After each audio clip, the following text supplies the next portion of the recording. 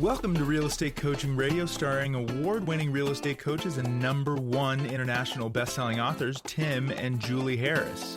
This is the #1 daily radio show for realtors looking for a no BS, authentic, real-time coaching experience. What's really working in today's market, how to generate more leads, make more money, and have more time for what you love in your life. And now your hosts, Tim and Julie Harris. All right, I'm going to give you all a warning. Today's podcast is going to require that you have the notes. And if you are not a subscriber to harrisrealestatedaily.com, our newsletter, you're going to want to take care of that right away, because we are going to give you a real drill down on what actually is happening with tariffs, with taxes, and how it's going to affect the real estate markets.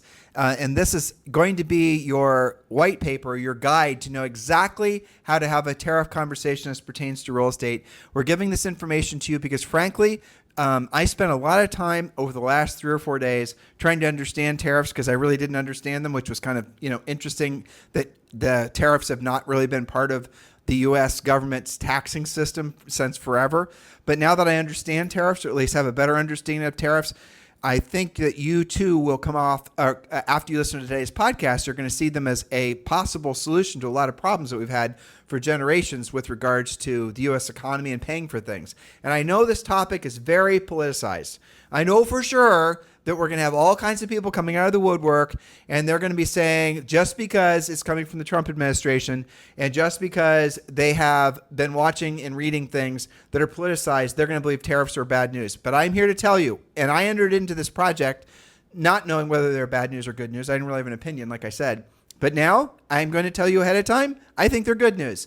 And you're going to probably feel the same way, especially as it relates to housing and the overall economy. So get ready, strap in, make sure you've got the notes. Go to harrisrealestatedaily.com if you've not yet subscribed to our newsletter, and you can download all these notes and obviously listen to today's podcast, watch videos, and the newsletter is free. Subscribe, harrisrealestatedaily.com. Remember, you've got to go over to your email, and then you've got to double opt in and confirm you want the subscription. All right, Julie, let's roll in. Yes, so we realize that just the word tariff or tariffs, that word might make your eyes glaze over, okay? But you're going to stick with us because understanding tariffs might just give you the edge in your real estate business. Believe it or not, these little taxes on imported goods can ripple through the economy and land right on your front porch. We're going to talk about that. So this is something I really believe, as you do, or you wouldn't have spent this much time on it, that it's not just a talking point that's going to come and go. It's something that as a real estate professional, I do think that you're obligated to know about it, to educate yourself, and to be able to share it intelligently.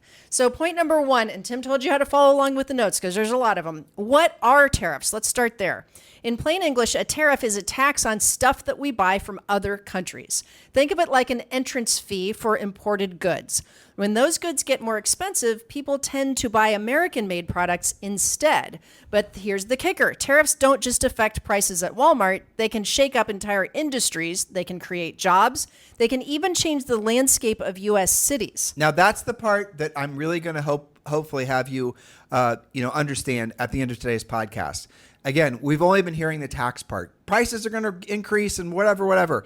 And I get all of that. And that is partially true, but I have, again, more information I'm going to share with you today, Julie and I, where you're going to be really shocked in how little tariffs are going to affect the average U.S. consumer, because the percent of U.S. consumer goods that are actually imported that might be affected adversely by a tariff is a lot smaller than you think. That's another talking point that we're not hearing in the news. But the positive benefit from the new jobs, new industry, new boom towns, which will most assuredly come as a result of this being implemented correctly, is mind-boggling. Okay, and we're going to get to that specifically on future points. Point number 2, so now you know what a tariff is. Point number 2, blast from the past, when tariffs actually paid the bills. Way back in the day, we're talking about when William McKinley was president. His era was 1897 to 1901 was his presidency. The U.S. didn't even have a federal income tax. Instead, tariffs covered the government's bills. Fast forward to today, and there's talk about whether tariffs could replace federal income or some federal income taxes altogether. All right, don't go to the next point. So what I did, because I was, again, trying to do homework on this, and I was researching everywhere I could go to find out if anybody else was having these conversations and trying to understand both sides of the argument. And I didn't find any place where people were trying to have both sides of the argument where they're trying to just, equally discuss both of them.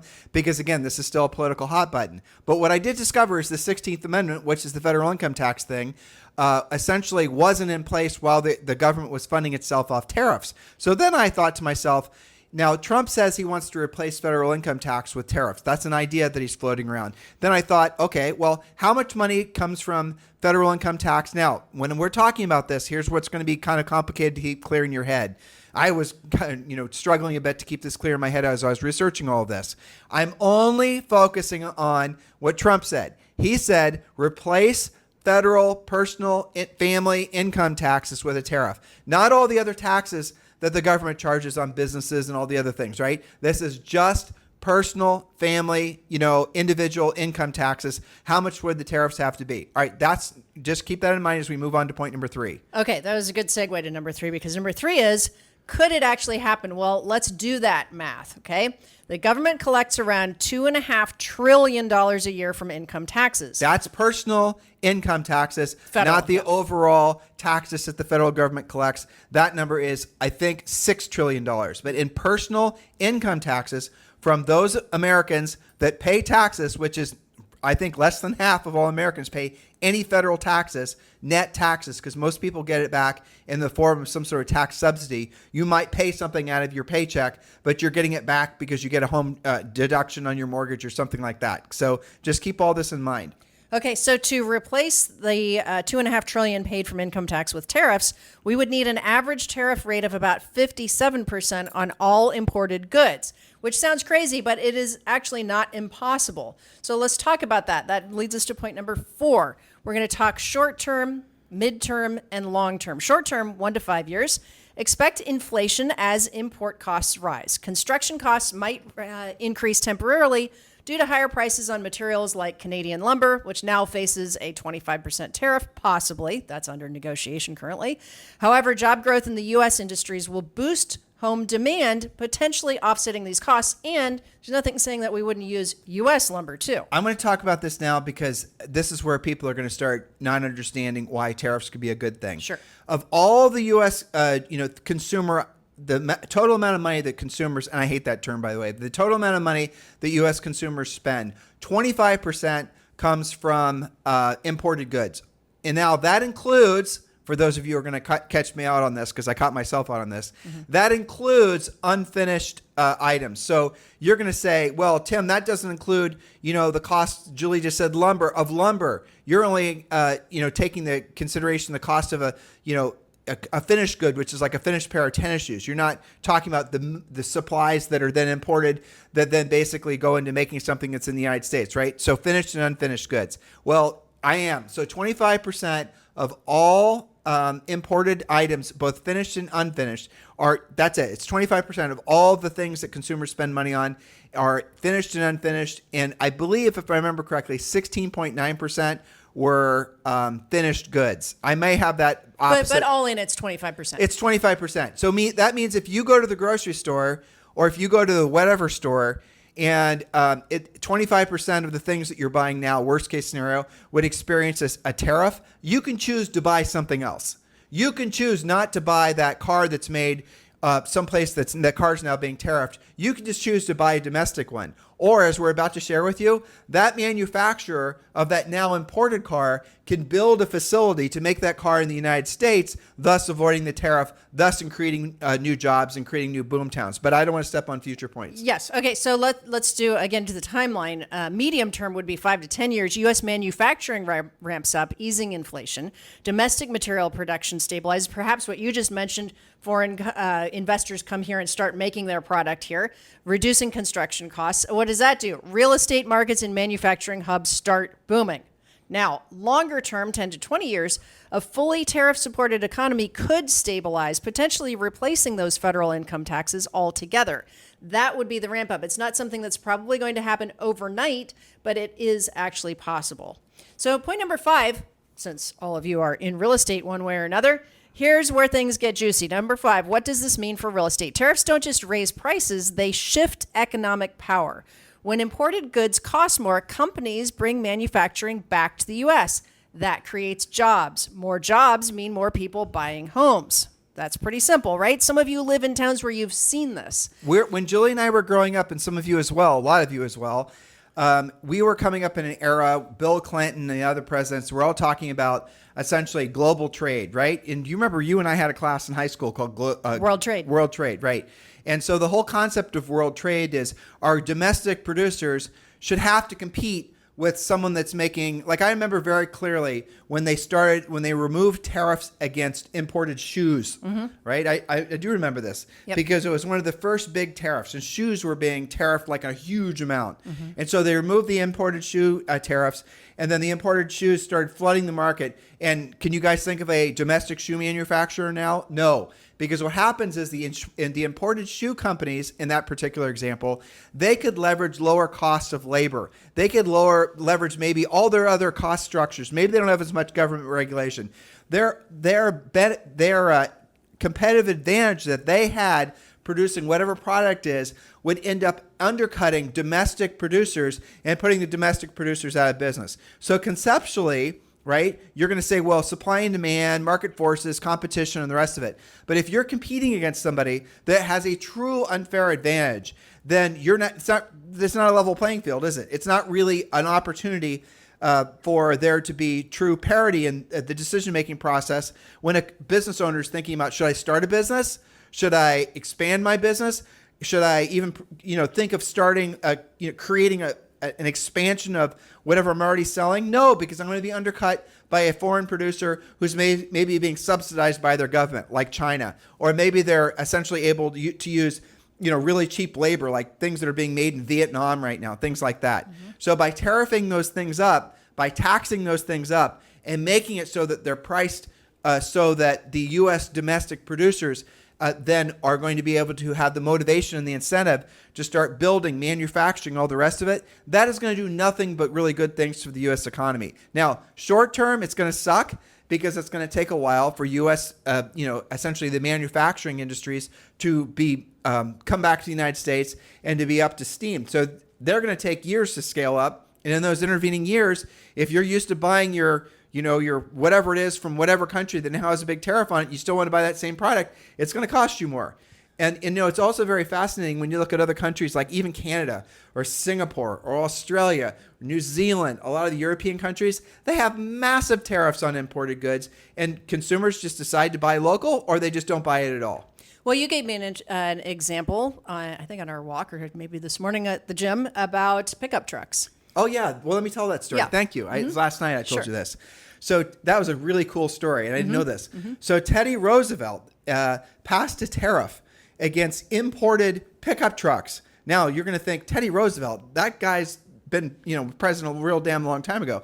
Well, that was the point. So there was a new emerging, Ford and Chevy really were making these pickup trucks. And then obviously the foreign manufacturers wanted in on it. And the Chevy and Ford said, well, they're going to undercut us. They have all this cheap labor, all these unfair advantages. And so Teddy then said, okay, well, I'm going to go ahead and put a tariff on any imported trucks, thus allowing Ford and all these other domestic manufacturers to produce their products. Now, what happened is Toyota builds the Tundra in, I think, Indiana. I think that's right. Yeah, and then you see BMW building trucks in Spartanburg, South Carolina. Honda builds cars in Marysville. So what happened was the foreign products are still available here, but for them not to be having to pay a tariff, they are building their cars domestically, build their manufacturing facilities domestically. Like Marysville, Ohio, guys, Julie and I are from Ohio, is basically a wide spot in the road, and Honda is Marysville, Ohio. Yeah, it implies like pretty much everybody there. And exactly. And we've been to Spartanburg, South Carolina, the actual Same BMW thing. plant, Yep.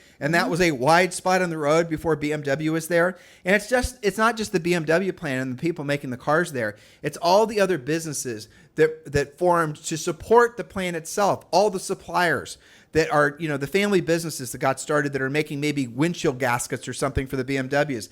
All the other businesses that are there supporting the employees. There's restaurants that are there that wouldn't be there if Honda wasn't there, for How example. about the tax base that's created from all this Yep. that allows them to improve the schools? You guys see this is all from tariffs. Schottenstein Homes, MI built a ton of homes in Marysville. Yeah, well, as a result of people wanting to live in Marysville. Yep. There you go. All right. Which brings us to point number 6. Where are these new boom towns going to be? If the U.S. ramps up manufacturing, as we just described again, some areas are poised to explode with growth. So picture some regions becoming the next real estate hotspots. Most predictably, the Midwest. We're just talking about places like Marysville. States like Michigan, Ohio, Indiana, Wisconsin could see a resurgence. Lots of factories are already there that could be worked with, or new construction, workers moving in, homes selling like hotcakes, new construction, even resale being hotter. In the South, that's the second possibility. Economically, Alabama, Tennessee, Georgia, they're already industrial hubs. So more tariffs, maybe more factories. More factories, of course, more families needing homes. And then number 3 potentially is the Rust Belt reboot. That's like Pittsburgh, Buffalo, maybe Cleveland could shake off the rust and shine again. Picture trendy lofts in old warehouses and booming downtowns. That would be really cool, wouldn't it? Do you know that one of the biggest boom town previously was actually Buffalo, New York? Of all places, does anybody think of Buffalo as a boomtown anymore? No, they don't. But why? Because they were on the lakes, and because commerce was happening, they were a huge boomtown for a long time. The very fact that the United States agreed to basically no longer be a manufacturing country, I think everyone now, if you're confused about how stupid of a decision that was to try to, feed into this globalist perspective that all of a sudden we're not individual countries that are competing with each other. Competition is a word that the globalists don't like. And the very fact that our, the big decision makers, the politicians, went along with the idea of not reinforcing and not encouraging essentially producers, manufacturers, new industries. Look what that's done to the U.S. economy in the last 30 years. Look what that's done to a lot of these communities around the country. But look what that's done to people's perspective on our country. We're no longer, for many of these products, remember, it's only 25% of all the items are imported. So we're not talking about something that's so doom and gloom. We're not like, some of these countries that, like Mexico, for example, that are so heavily reliant on United States citizens buying their products that if we decide to stop buying them, if they're tariffed up, that country goes into a really nasty recession right away. 75% of all consumer items in the United States. And this is something that, again, the talking points from the, I'd say old media isn't really talking about, but 75% of everything you guys buy is locally produced. It's produced in the United States. It's not imported. So, and someone's going to try to obscure what I just said by saying like, well, if you're buying something that's made in the United States, but the widgets inside of it are imported, that's going to somehow, no, I already told you, 25%. And that includes the unfinished, the tariffs on the unfinished goods. So don't be confused by all this. Look at big picture. And remember, this has been done successfully in the past, and it can be done again. It should be able to replace, maybe 10 years, the federal income taxes. And I think I covered this, but the average tax-paying individual that actually has, basically pays net tax. In other words, after all their deductions and the money that they get back from various things, they're still paying $10,000. What the hell would that do to the economy if everyone just had an additional almost $1,000 a month in their pockets? Think about that. And that's what would possibly happen from no more federal income tax. It's not just a pipe dream. It's just math. It's just math. All right, point number 7. Won't this make houses more expensive with all this new demand? Well, that is a good question, and perhaps in the short term, construction costs could rise because materials like steel and lumber could get more expensive due to tariffs. For example, we've been talking about the Canadian lumber potential 25% tariff, but there's a flip side. Wages will also potentially go up as more people get good paying jobs. Higher wages mean more buyers who can afford more homes. Okay, so point number 8, why would cost rise if we have domestic suppliers? Well, even with those domestic suppliers, they might initially increase because, number 1, supply constraints. U.S. manufacturers could struggle to meet sudden demand, causing short-term price spikes. It could be for a second reason, higher production costs. Domestic production often does have higher labor and energy costs compared to imports. The third possibility would be a transition period where shifting supply chains are not instant. Time is needed to ramp up production capacity and get that sorted out. And then last, labor shortages. More demand for skilled labor can push wages higher, at least temporarily, affecting construction costs. So these are all short-term pain for potential long-term gain. But we're talking about, when you and I are talking about manufacturing, we're kind of in this, I told you guys this was a nerdy show, so this is not our normal You were fare, warned. obviously. You were warned. But again, print these notes out. But like the manufacturing is going to come from large scale, like 3D printing. So that's what really needs to be brought back to the United States. Yes. And we need to be on the forefront of all this, essentially AI, obviously, and all the space travel things that are starting to happen. But all those major, massive industries, which are going to be really what's going to take humanity to the next level, those people need a place to live. And they're going to be like, what's that town where SpaceX built its launch place in Texas? You had a coaching plant near there. Yeah, I can't remember the name of the town now. And they are also on the space coast of Florida. So I they're building their own community. They're building their own city. Sure, it's fueling the city. I mean, Right. it's an interesting thing to think about, that we can have new cities. We're all used to seeing the same stuff on the same maps all the time, but that's happening. And I think yesterday we talked about potentially using federal lands, and there's going to be all kinds of lots of innovation and technology and all of that kind of stuff. So yeah, it's actually one of the executive orders to have 10 new freedom towns. Yeah, so that's right. We need to finish that research on I think it's in here somewhere. It's Yeah. maybe coming up. But Okay. yeah, but, I started. So you guys heard Julie, break the news about Freedom Towns because she read it in some White House thing. I did research that, and Freedom Towns right now is just a brand, because I haven't actually been able to find more information other than the stuff that we've already There's shared. actually an act where people are going to compete to be one of the top 10 freedom towns. But but as far as Yeah. what essentially the details of that, it goes. It's just basically the wrapping. But we should talk about that. Yeah. Because that's really exciting. Yeah, It's I truly mean, exciting. kind of relates to what these guys do for a living, right? Inflation. Yes, but not forever. Sure, tariffs might cause a little inflation at first, but as U.S. factories ramp up, supply will meet demand and prices will stabilize. Plus, with no potential federal income tax, if that does indeed happen, people will keep more of their money, which could indeed offset higher prices. You guys see how if this were to be correctly implemented over time, this, along with all the things that are happening from AI, the things that are happening with, frankly, all the positive things that are happening in the economy. Do you guys see how all of these things hand in hand really could lead to a new golden age? And the golden age, by the way, it's not just 5 years or 10 years. It's actually could last 100 years. And that's the next point. Well, let's look at that, right? So the positive side of tariffs, let's look at those lessons from history. It shows potential benefits. First is industrial growth. In the late 19th century, high tariffs helped the U.S. become an industrial powerhouse during the Gilded Age, fueling rapid economic growth and job creation. By the way, the History Channel has a ton of stuff on that. Yep. Protecting emerging industries. Tariffs shield young industries from foreign competition, giving them time to develop and become globally competitive. I think kind of AI might be in that category. Revenue generation. Before the federal income tax was introduced in 1913, tariffs funded most of the U.S. government, supporting infrastructure and public services without taxing personal income. Now, someone could criticize that point and say, yes, the U.S. government was a lot smaller then, to which I would say, yes, but after Doge, it'll probably be a lot smaller again. We're headed that way, aren't we? Yep. Okay, boosting domestic supply chains. Higher tariffs can encourage local production of materials, reducing reliance on imports and stabilizing costs over time. So lots of positive sides to tariffs. And then point number 11, the net effect on the U.S. economy over time. Again, we'll do short, medium, and long term. Short term, 1 to 5 years, inflation will probably spike 3 to 5%, but job growth in domestic industries fuels housing demand. Medium term, 5 to 10 years, manufacturing growth stabilizes inflation. Housing markets thrive in new industrial hubs. And long term, 10 to 20 years out, a robust economy with strong domestic production supports sustained real estate growth. Well, this is going to form, you're not going to, if you're, for example, you're thinking about building your manufacturing facility, you're going to want to go to one of those communities right now that for the most part, essentially the boom of the last 20 years, maybe even 30 years, that some of the other coastal cities have been experiencing. Those little Marysville, Ohio type places, they're going to experience a resurgence, and they're going to become the new industrial hubs. And get it clear in your head. It's not just a manufacturing facility making widgets. It's all the other benefits benefits that come to that community from those widgets being made.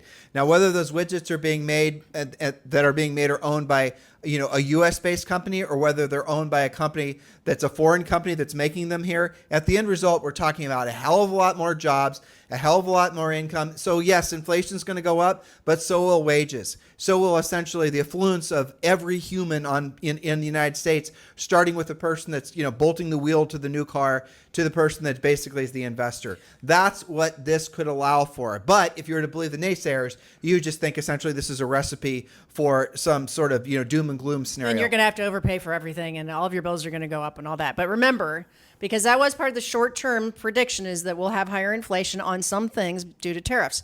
Remember that that's a voluntary spend. Right. Okay. So I don't know about you, but when I was just doing some grocery shopping and looking at stuff online, I am being more tuned into, hey, is that coming from the U.S., right? So like, do I have a choice between imported strawberries or not? I think we're all going to probably start training ourselves to look at that, and just keep in mind that that is voluntary. And when you're using you're looking for import or domestic strawberries that leaving maybe cost a little bit less than the imported strawberries, as your example, you're going to buy the ones that cost a little less, assuming they deliver the same value. Right, sure. And what's going to happen then is that strawberry business is going to see more, essentially demand. They're going to see their profits rise. They're going to then expand their strawberry business. The next thing you know, they're obviously, hiring more people. The community's benefiting, the tax basis and where the strawberries were grown. We're all benefits. investing in our own country. Exactly. Or we could just do the dumb stuff that we've been doing for a long time and letting these foreign countries come in and undercut our domestic producers and thus putting people out of business, but thus making it so businesses never even get started. That's the insanity of the whole thing.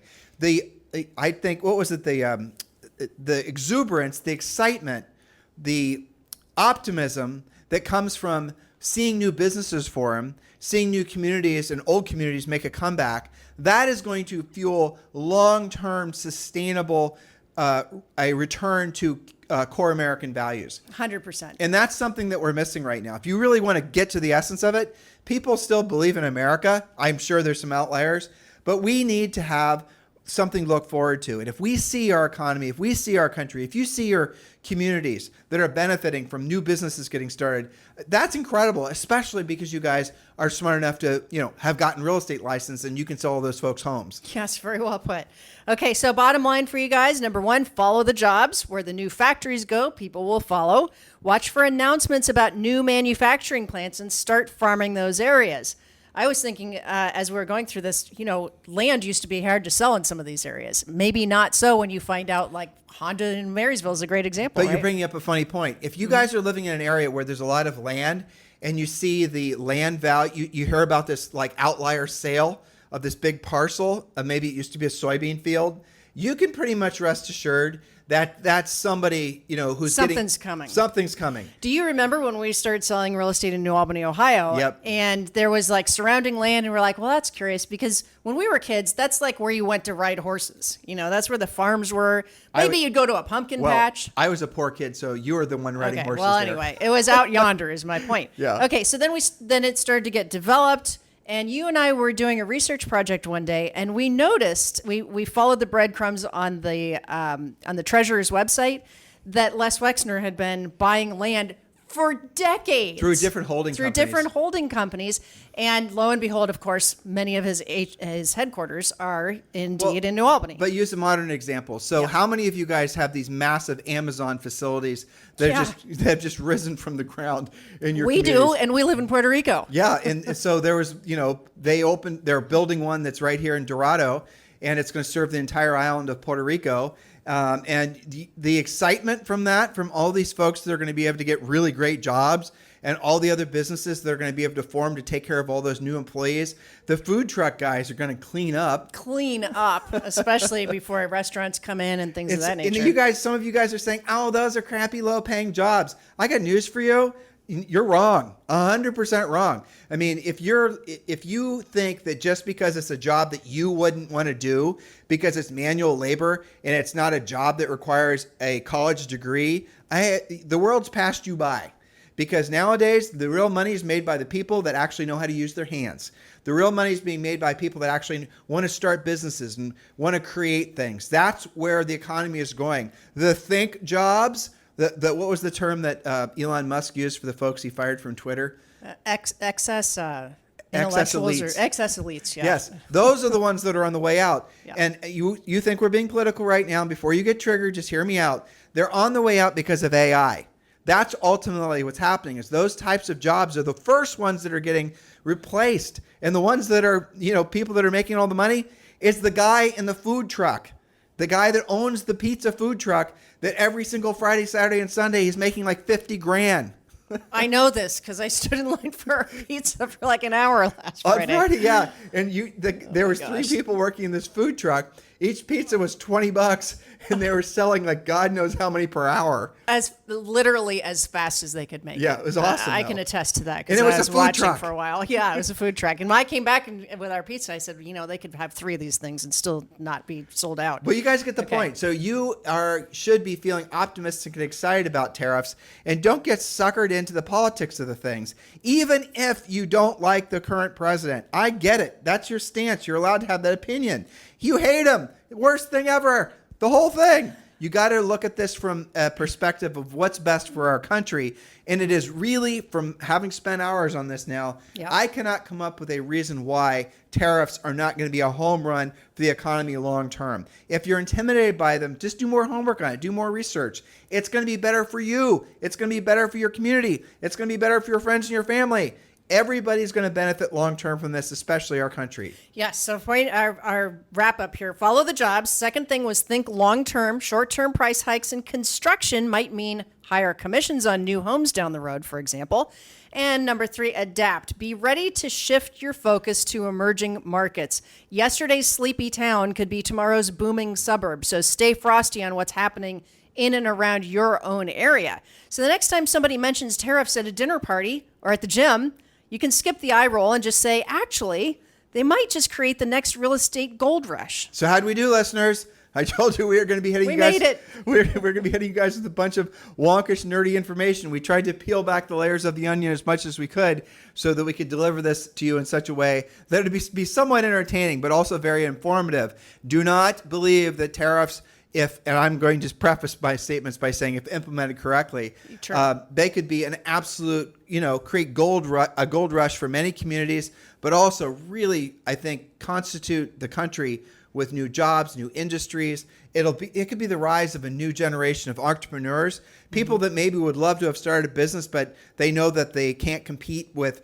a foreign producer. And I know the old way of thinking was, well, you got to figure out a way to compete with a foreign producer. Well, the foreign producers, when they're subsidized by the government, in other words, they can drive their products down because essentially they're literally getting money to make it so their products are cheaper so they can flood the market. Do you guys know that the Chinese, I think it was GYB, were in the midst of building a manufacturing facility right off the coast of California, or right off the coast of Texas in Mexico. I told you about this, right? And so they were planning on building this huge, and by the way, they make really nice cars, okay, just for the record. But they're planning on building these cars and flooding the U.S. market, and essentially killing domestic producers. You guys would say, well, Elon Musk and da-da-da-da-da. Well, Elon Musk isn't the only one making electric cars, is he? Everybody makes electric cars. So the Chinese were going to try to dominate that space, and they're going to try to dominate the Chinese market, or the U.S. market, by flooding the market. Now, how are they doing it? This is how it's not fair. They didn't, the money that they got to build the facility, every Chinese business is partners with the government. So the government can essentially, give them the money to build the facilities, give them the money to hire the engineers, give them the money to do all these things because they're partners. And they have it's the best, I suppose, when it comes to building new things. The Chinese government would probably be a pretty good partner to have. Of course, they're going to take part of your profits and they're going to tell you how to run your business, but that's a different problem. So that was not going to produce anything but bad news for the domestic producers of electric cars and cars in general. And so Trump said, look, you're not going to build it there. And if you do, we're going to tariff every one of the cars that you bring into the United States by 100%. And you know what happened? They scuttled the plans to build the facility because that's exactly what they were going to do. Mm-hmm. So you've just demonstrated another thing, which we didn't talk about on this podcast, and that's using tariffs as a negotiating tactic. Yep. So I think that will play out as well. And, you said some people will be like, oh, because Trump thought it up or Trump administration, and I don't like them, and so this has to be bad, and blah, blah, blah. So this is one of the reasons why we have brought you the facts. We want to educate you, motivate you, get you into action. I was having a conversation with my hair girl the other day, and she's like, I don't know what to think about. She had been doing her own research and listening to lots of different things, and her friends talk. She's like, I don't really know what to think about this.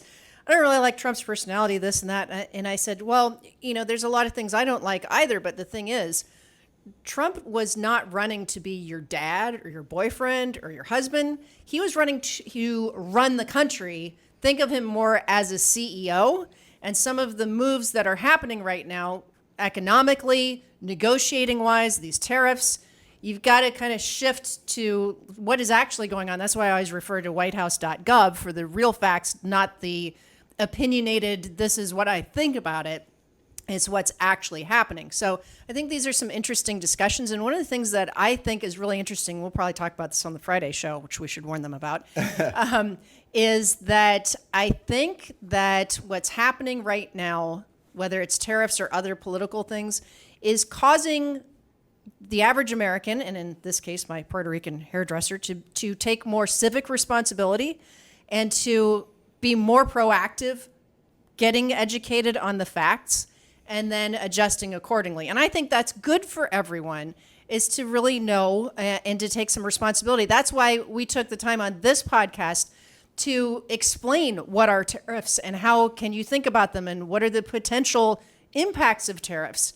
And, the choices that you can make in your business and your family and what you sell and how you sell it real estate wise. So be educated, get into action. Get our notes. You guys can use them as breadcrumbs to do your own homework if you want to really drill down on this more. If you want to write your own article or if you want to, whatever it is. Use I don't this think it's going away. So No. Tariffs are going to become most tariffs that are put in place, these ones that Trump used as essentially a wedge to get the Mexicans to put 10,000 troops on their border to prevent fentanyl and all that illegal migration. Canada did the same thing, right? Yep. That was obviously just a ploy to get them to do what they should have done in the first place. But I think for China and them flooding the market with a lot of essentially unfair trade tactics, those tariffs are going to be there forever. Mm-hmm. I really would be shocked if you're not going to have. But remember, guys, 25%, do your own homework, of all consumer items in the United States are imported, and people can certainly avoid the tax of the tariff by deciding to buy a domestically produced product. And if you're listening and you are a foreign company making and selling stuff in the United States, and you are fearful of what's going to happen to the viability of your business in the United States because of a tariff that you're probably going to have to start dealing with, I got an idea for you. Call up the White House. Tell them that you're going to build your facility to make your washing machines and your dryers or your tennis shoes, or wherever the hell it is, in some part of the United States. And you would be surprised how quickly you're able to make a deal. Obviously, you have 5 years to build your facility, maybe no tariffs in the 5 years, and all the rest of it, right? A deal advantageous to you, not just to the U.S. Exactly. And then that's what Trump is trying to do. Yes. To Julie's point, you guys have got to set aside, look, we don't care who the president is. How about that? We only care, we're not hiring the president, or that's really what we all do, because of his personality or anything like that. We don't really, I don't know why you'd care. It's like hiring a plumber. If you've got a plumbing leak, truthfully, just fix the damn plumbing leak, right? That's it. Fix the plumbing leak.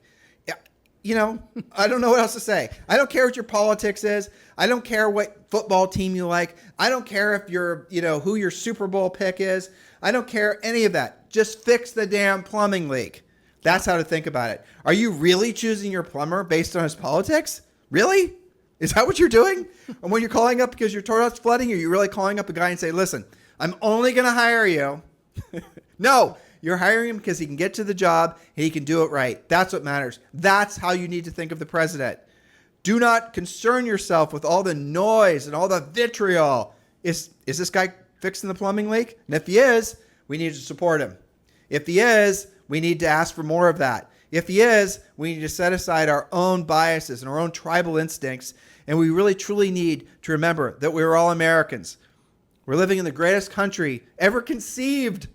And we can be, indeed, the greatest country again. And it really does start with supporting domestic production of products, supporting our families, supporting these communities, and making it so, we can move past this partisanship that's really, I think, immersed all of us in this sort of almost this hypnotic haze.